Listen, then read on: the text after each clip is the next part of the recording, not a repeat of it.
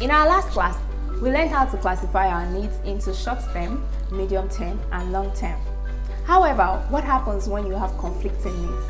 Hello and welcome to class. Today we'll be discussing budget management. You need a new jacket, but you also want to purchase the latest iPhone. What do? I'm going to talk to you about needs and wants. What are needs? Needs are what we call non-negotiable, and they are indispensable. Wants, on the other hand, are subject to change and they are very flexible. Needs are things that you need to survive. Example are your clothes, your shelter, water. Without these things, you cannot function, and the human body will become weak and possibly lead to death. We do not want that. Wants are things that a person can do without.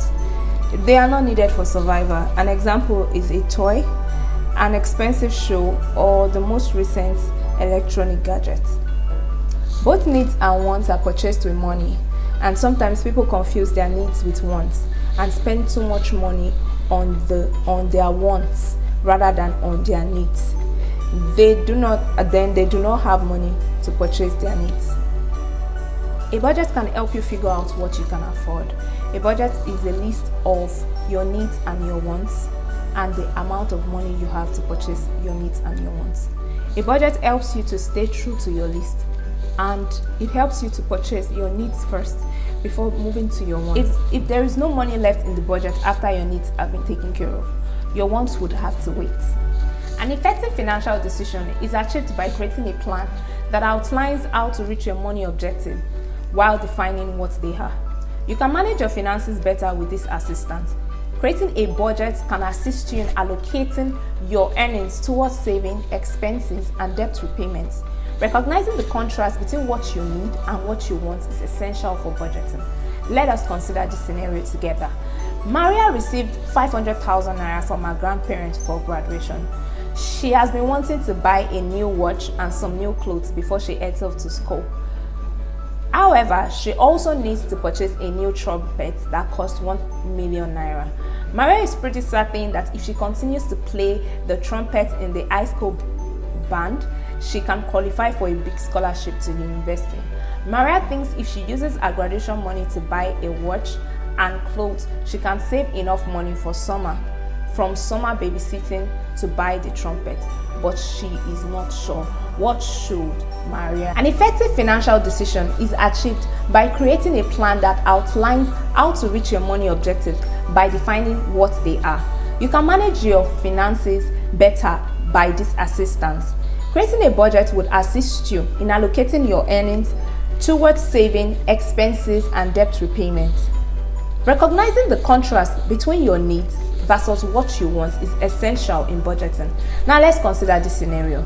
Maria received the sum of 500,000 naira from her grandparents for graduation, and she has been wanting to buy a new wristwatch and some new clothes before she goes to the university.